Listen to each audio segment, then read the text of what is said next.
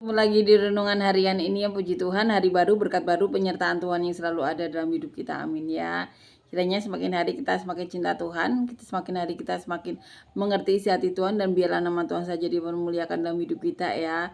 Mari selama ada di dunia ini jangan sia-siakan hidup kita saling dukung, saling support, saling bantu tuh bisa sama-sama melakukan apa yang menjadi kehendak Tuhan saja, amin ya. Jangan sampai kehidupan kita itu selama di dunia sia-sia, amin ya. Sia-sia itu bagaimana?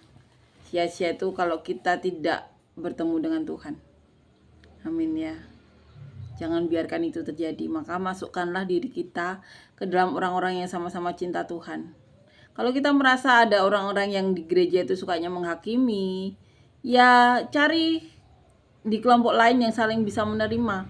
Kalau memang tidak bisa menemukan, buat kelompok yang dimana seperti di Alkitab, dahulu para murid, para rasul itu bersekutu. Mereka ditolak oleh orang-orang Yahudi yang saat itu belum terketuk hatinya oleh Roh Kudus. Tidak semua orang seperti Nikodemus. Tidak setiap orang itu dijamah seperti Saulus yang kemudian berganti nama menjadi Paulus. Ya. Oleh sebab itu saling dukung, saling support, saling bantulah seperti para murid, para rasul Tuhan Yesus 2000 tahun yang lalu.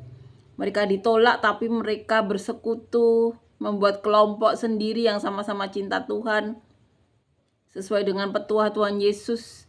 Dan kemudian mereka menerima janji dari Bapa, yaitu bagian dari dirinya sendiri, yaitu Roh Kudus. Ya, mereka berdampak selama ada di dunia.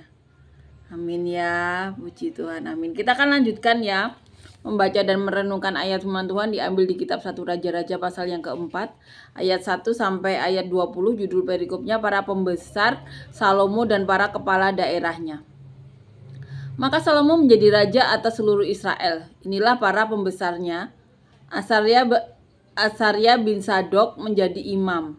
Ya, jadi ini para pembesar Salomo ya, di zamannya Salomo. Ada namanya Asarya ya bin Sadok, anak dari Sadok. Elihoref dan Ahia, anak-anak sisa, menjadi panitera negara. Yosafat bin Ahihud menjadi bendahara negara. Benaya bin Yoyada menjadi panglima. Sadok dan Abiatar menjadi imam ya. Azarya bin Natan mengawasi para kepala daerah.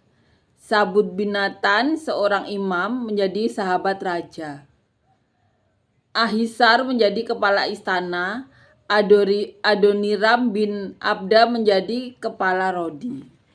Kemudian di sini dikatakan Salomo mempunyai 12 orang kepala daerah atas seluruh Israel yang harus menjamin makanan raja dan seisi istananya. Adalah tanggungan tiap-tiap kepala daerah untuk menjamin makanan selama sebulan dalam setahun. Inilah nama-nama mereka: Binhur di pegunungan Efraim, Bendeker di Makas, di Salbim, di Ben-Semes dan di Elobet-Hanan, Ben-Haset di Arobot, wilayahnya ialah Soko dan seluruh tanah Hefer. Ben-Abinadab memegang seluruh tanah Bukit Dor, dan Tarah binti Salomo menjadi istrinya. Baana bin Ahilud memegang Ta'anak, Megido dan seluruh Bensean yang di sebelah Sartan di sebelah hilir Yisrael, dari Bensean sampai Abel Mehola sampai ke seberang Yokmeam. Selanjutnya Ben Geber di Ramot Gilead, wilayahnya ialah Hawot Yair yang di Gilead. Yair ialah anak Manasye. Juga wilayah Argob yang di Basan dipegangnya 60 kota besar, berpagar tembok dan berpalang pintu tembaga. Abinadab bin Ido memegang Mahanaim.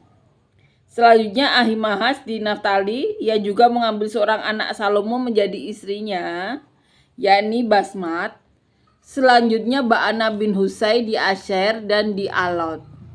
Lalu Yosafat bin Parwah di Isakar, dan Simei bin Ela di Benyamin, Geber bin Uri di tanah Gilead memegang tanah Sihon, raja orang Amori, dan tanah Og, raja Basan, dan dialah satu-satunya kepala daerah yang ada di tanah itu. Orang Yehuda dan orang Israel jumlahnya seperti pasir di tepi laut. Mereka makan dan minum serta bersukaria. Ya, jadi ini diceritakan para pembesar Salomo dan para kepala daerahnya. Amin ya. Puji Tuhan, amin. Terima kasih sudah belajar bersama saya ya mengenai Alkitab, dan kita akan bertemu lagi di renungan selanjutnya. Tuhan Yesus berkati. Terima kasih banyak.